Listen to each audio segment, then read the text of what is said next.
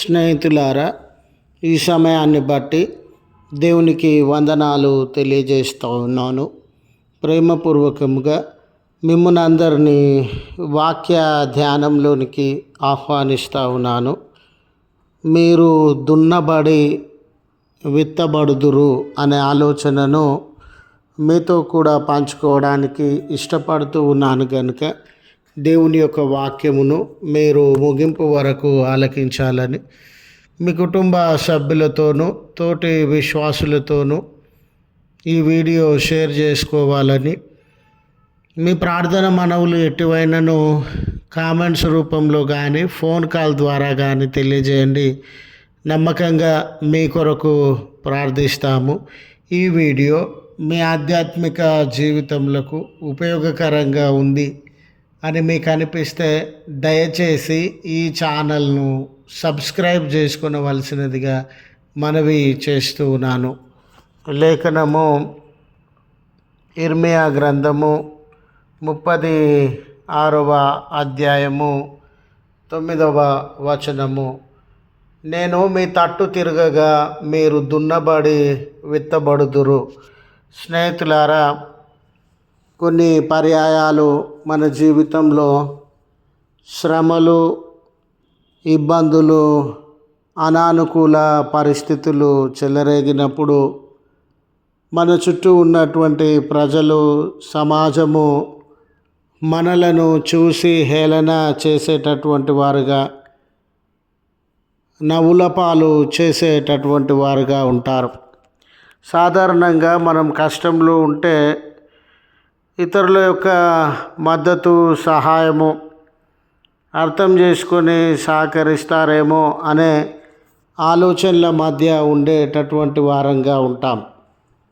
అయితే దానికి భిన్నంగా మన శ్రమను, కలవరమును, కష్టాన్ని, ఇబ్బందులను, అనానుకూల పరిస్థితులను చూచి మన పట్ల జాలి చూపించేటటువంటి వారి కంటే మన శ్రమను బట్టి నవ్వేటటువంటి వారు, హేళన చేసేటటువంటి వారే ఎక్కువ మంది ఉండినట్లు మనము గ్రహించగలుగుతాం. ఇశ్రాయేలు జనాంగం, మరి ముఖ్యంగా యూదా జనాంగం అండి, ఈ హిజ్కేల్ కాలం నాటికి బబులోను చెరలో వారు బానిస జీవితములను జీవించేటటువంటి వారుగా ఉండినారు.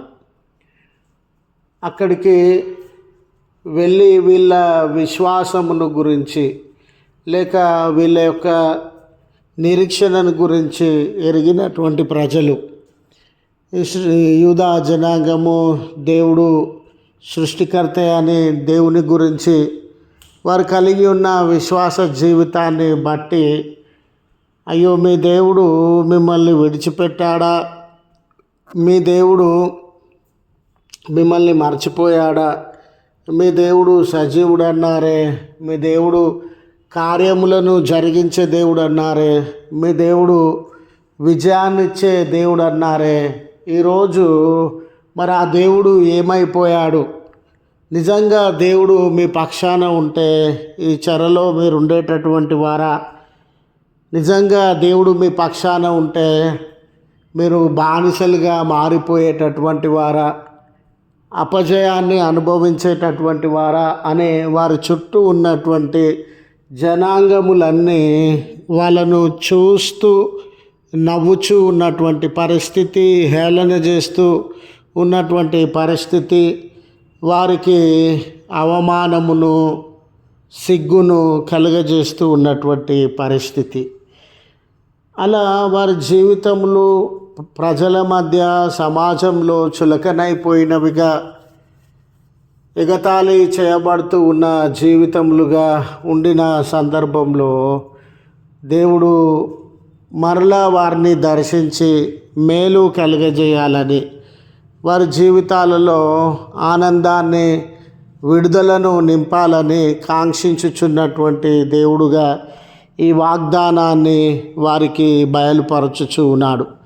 నిజమే, దేవుడు వారికి దూరమైనటువంటి దినాన వారి జీవితాలలో ఇన్ని కష్టాలు, అవమానాలు, చెర బ్రతుకులను వారు అనుభవిస్తూ ఉన్నారు.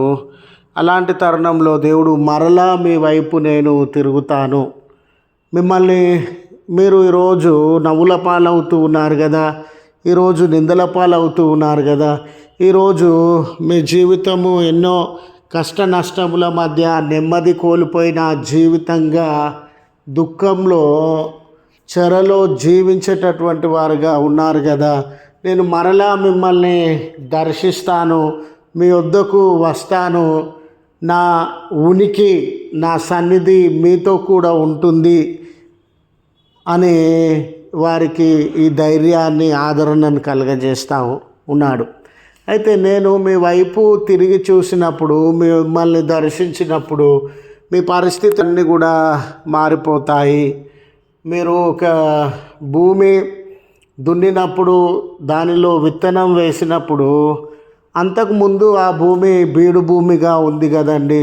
ఏ స్వారూప్యము, ఫలములు, పూలు, ప్రయోజనము లేనటువంటి భూమిగా ఉండింది.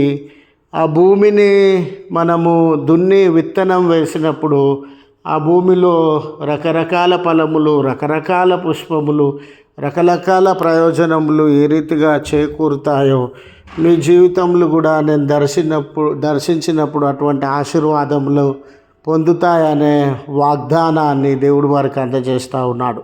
ఈరోజు కూడా నా జీవితము అవమానాలతో, నిందలతో, కన్నీళ్లతో, హేళనలతో నవ్వుల పాలవుతుంది. 10 మందికి ఒక టైంపాస్ జీవితంగా, ఇప్పుడు నా పేరు తీసి 10 మంది టైంపాస్ చేసుకుంటారండి, ఉన్నవి లేనివి చెప్పుకొని ఆ రీతిగా మారిపోయింది అని దుఃఖపడుతూ ఉన్న సందర్భంలో దేవుడు మనలను దర్శించి ఆ స్థితిని దూరపరిచి మేళ్లతో నింపేవాడు అని గుర్తు చేస్తూ ఈ మాటలను ముగిస్తూ ఉన్నాను.